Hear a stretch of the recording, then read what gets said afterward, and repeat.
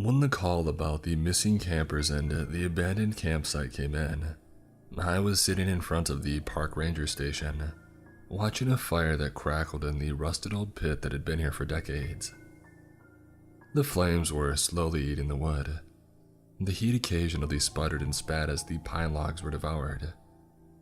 It's one of my favorite ways to pass the time out here. A fire, like watching fish in an aquarium or animals in a zoo. It's endlessly captivating because it's a tiny bit of nature captured and put on display. The same reason people come here to the Spruce Ridge National Park. And just like a fire, the woods here can scorch you if you're not careful. I shuffled back inside, took the call and headed off for the rendezvous point after listening to the report for a few minutes. Another couple gone missing. Nothing too out of the ordinary, at least not yet. So I loaded my gun, hopped in my Jeep, and headed out as the sun began to recede past the trees. The searing summer sun peeked out from between dense fir limbs that surrounded the rocky terrain on all sides, sweeping over the horizon as far as I could see. I passed glimmering ponds filled with algae and pavilions filled with brown picnic benches as the Jeep bounced up and down on carefully maintained blacktop and rutted brown roads filled with dirt and rock. I could practically hear the croak of frogs, the chirping of crickets, and the hum of a few dragonflies as I sped past. No matter how long I was a park ranger, I never got used to the thrill of the great outdoors. The serenity you could find in the fresh air was eternal, as was its sheer size. It reminds me of pioneer days when it was just a few families alone in the vastness of the frontier. And it was a very unforgiving frontier. Back then, there were no rangers or park security like me to make sure that no families got lost. First aid didn't exist, and Mother Nature never suffered fools. Some people have forgotten that, but Mother Nature never hesitates to remind people about what she can do. Lately, she seems particularly active on that front in these parts. I carefully maneuvered the Jeep through hills, which were bigger the farther that I got away from the base. The wind lashed through the cracked windows as I passed fallen cedar trees on the way to my destination. I love these woods, but I never forgot how merciless they can be, and how many people have met their end out here. How many bodies have been buried right here? How many people went out into these woods and simply never came out? There's no way of knowing for sure, but these woods have been around for centuries, and that's enough time for death to plant a seed for every tree out here. I was dispatched to find Libby and Dale Morrison, a well-to-do couple that had gone out on a camping vacation. Their empty campsite had been found by a group of hikers, and since no one had seen the couple for a few days, I was sent out to take a closer look. Funny enough, while I've always loved the outdoors, I've never liked camping. You fill out enough missing persons and death reports, you learn fast to treat the woods like a tiger or a lion. They might be stunning to look at, but never forget what can happen when you encounter them. Although plenty of people have wised up and learned how to camp safely, camping in certain places alone is a bit like putting out a candy bowl on Halloween, with a please take one sign with no one to watch. Not everyone who walks by has to ignore the rule and do whatever they please. All it takes is one. It may have only taken one person to make my brother-in-law Jerry vanish a few weeks ago. National parks seem so humdrum and tame, but anyone who works in one knows there is a lot of dark things that happen within those trees. Cults will meet here, drug deals will go down and go wrong. People vanish and plenty of murders all happen within these woods. Bodies are dumped here and found days, weeks, or even months later, all torn to pieces from the animals, and no one could figure out how they got that way. I've interviewed plenty of applicants who think this job is some cakewalk and an easy paycheck. They'll get a nasty wake-up call sooner or later, and it either sobers them up or makes them run out of here like they've been chased out. And I've seen things that I don't blame them for wanting to run from.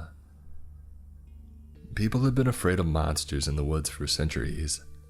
I don't expect that to change anytime soon, no matter in what modern technology exists. That's why the single best alarm system that's ever existed is man's best friend.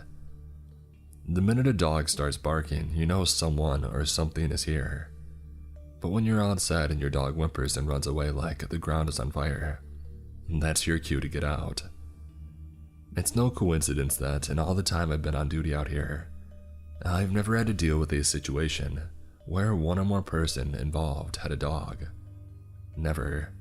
Back at the station that houses my office, there's an entire bulletin board with missing persons flyers. Most of them are couples or entire families, wholesome looking happy and smiling at the camera, like they don't have a care in the world, which is usually how they end up on the wall in the first place. I was about to find out whether the Morrisons would join them. It's not a task that I enjoy at all. In the 5 years that I've had this job, I've taken off maybe 10 of those flyers, and not because the people on them were found safe and sound either. Most people on it are the type of people who think because they have GPS in cars with all the latest bells and whistles, that there's nothing to worry about when you camp or venture out into the woods. A lot of people who venture out here have that attitude. If you're lucky, they realize the mistake and they live to talk about it. Other times, not so much. But maybe their fate can help teach others a lesson. I've certainly had to deal with my share of journalists, documentary filmmakers, law enforcement officers from various divisions, private investigators, and inquiring relatives and friends. The professionals I have no problem dealing with. They're just doing a job the same as me. That's not to say they don't take what happens seriously or feel bad for the parties involved. Not at all. But they're used to dealing with stuff like this for the most part, and it rarely touches them personally. Only rarely do I see the look in their eye that tells me what happened here will haunt them. On the other hand, dealing with family members in that situation is by far the worst part of my job. I would rather stumble upon a million bodies that have to deal with grieving family members. I've done it too many times, but it never gets any easier. Never, and it shouldn't. It was dark by the time that I arrived at the Morrison campsite, which was a long way from the main area. As expected, they had spared no expense and had gone camping with the brand new gear that I was certain they had just bought. Brand new equipment, cooking gear, and a black SUV that was still gleaming like it was fresh off the lot. I did have to concede that Mr. and Mrs. Morrison picked a terrific spot, right on the lake. It was a clear night and the moon glistened off the calm surface, which looked like glass. No matter what happened on the job, nighttime was always my favorite time to work or to do anything else, so long as I took proper precautions. I suppose it's the same reason people think about hitting up an old flame late at night. In the modern era, it's easy to look down upon more primitive times, and their fears about what lay just out of sight in the darkness. But come out here at night, when it's pitch dark, those fears suddenly become far more relatable. Modern technology may be the 21st century, but where your flashlight ends, it's the 19th century. All it takes is for your flashlight to run out of batteries, your GPS to fail, or your car to not start, and you're no longer in modern times out here. You're right back where your ancestors were, but at least they knew how to survive in conditions like that. As I looked around the campsite, the stars had gleamed out of the sky and looked brighter than usual. I don't think people think about space, as in really think about it and what it entails. It's a stunning concept to behold. The vastness of the galaxy and all the galaxies beyond it. When you think about it, Earth is nothing more than a tiny apartment and a massive skyscraper when you think of how massive space is. The phrase outer space invokes a gargantuan size and a scale that is unfathomable. When pondering this, The two most terrifying concepts in their implication are that you are completely alone in the universe, and that you are not alone in the universe. Which one is more terrifying depends a lot on the person. The phrase, "in space, no one can hear you scream," is so much more than a movie tagline. It's a simple fact. Because not only can no one hear you scream, you might not even be able to scream, which is one of the most horrifying feelings a human can experience. It's like calling for an ambulance only to be told that help isn't coming. And the woods are the same way, as it's no coincidence they refer to space as the final frontier. It's also what makes someone going missing in a huge park like this such a nightmare for a search party. In a populated area, you can rule areas out to narrow things down. But out here in the woods, someone could be literally anywhere. The Morrison campsite wasn't torn to shreds like it had been attacked by a wild animal, nor did it resemble the scene of a horror movie. It looked like countless campsites that had been abandoned without an afterthought. Had it not been for their car nearby, I would have thought that they had just left on a whim. Their car, a shiny black Cadillac SUV with a grill hood that gleamed in the light of my flashlight, was still here. So that meant they either left in someone else's car, they ran off somewhere outside the park, or they were still here.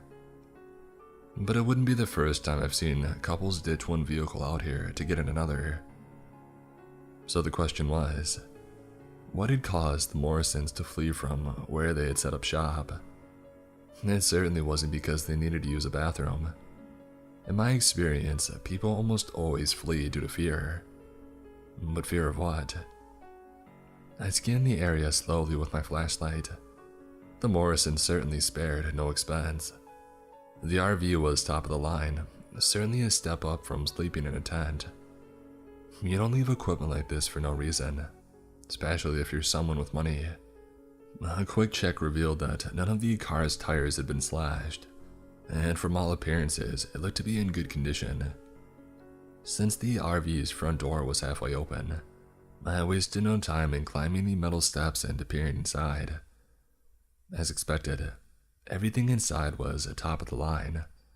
Most of it looked like they had just bought it at the store a week ago.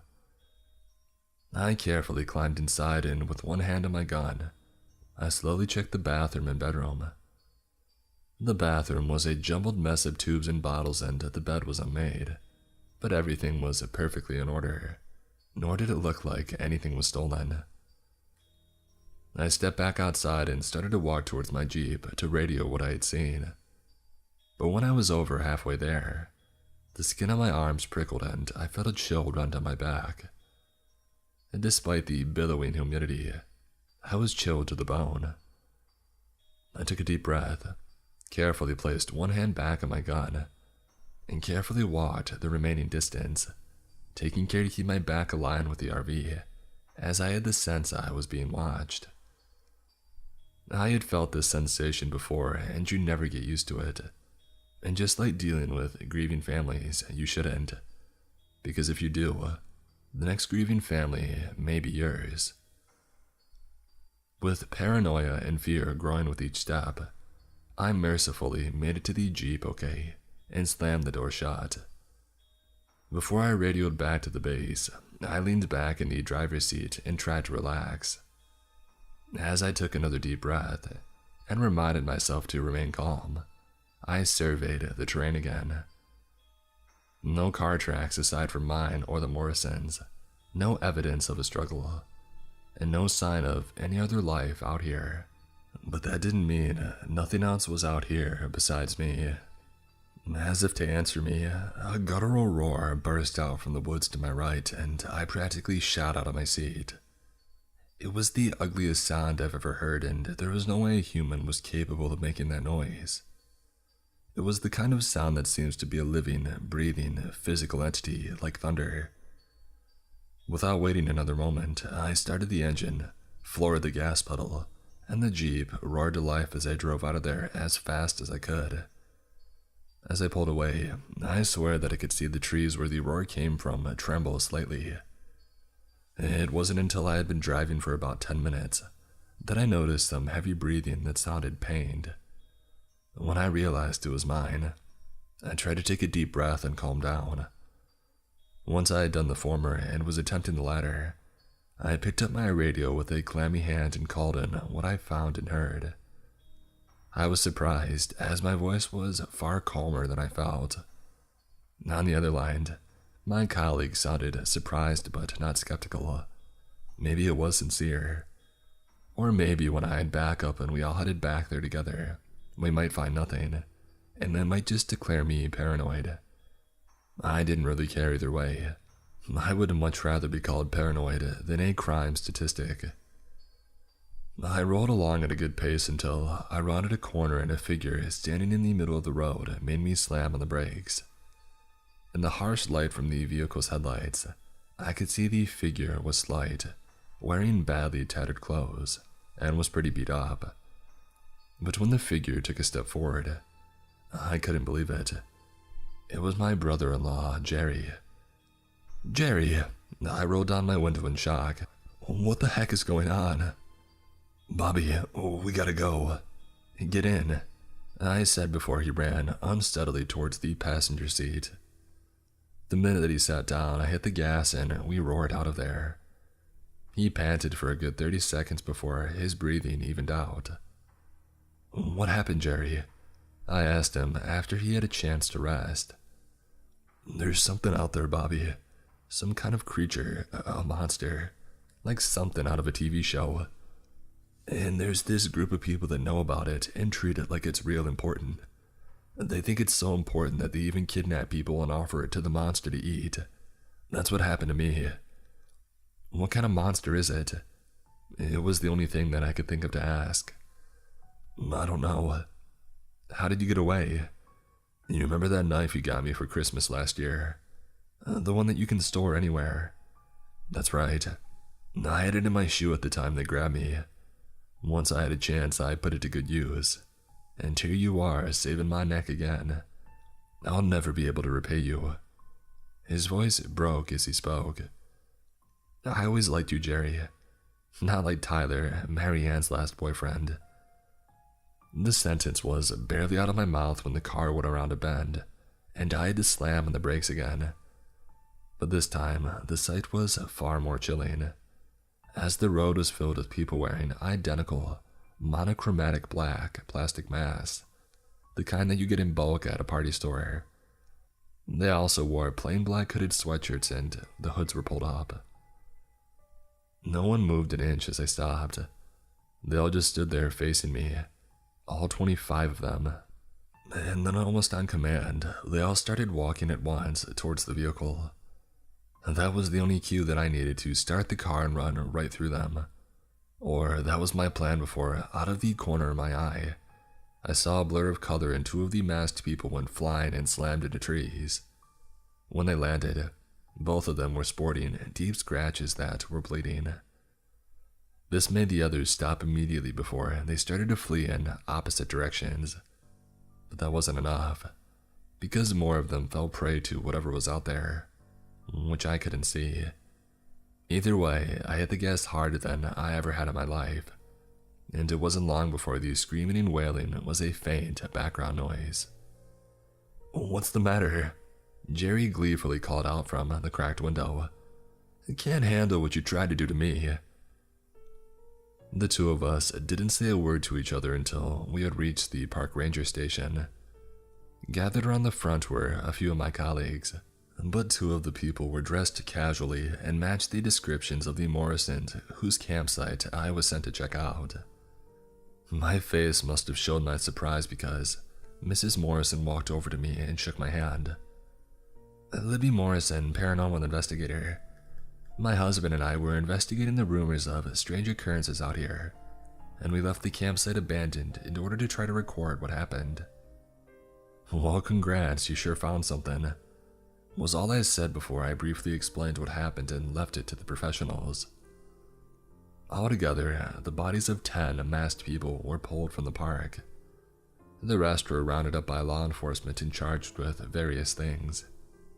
And while that was going on, I handed in my resignation while Jerry went home with my sister. I eventually got another job related to the outdoors, but this time it was a job related to outdoor retail.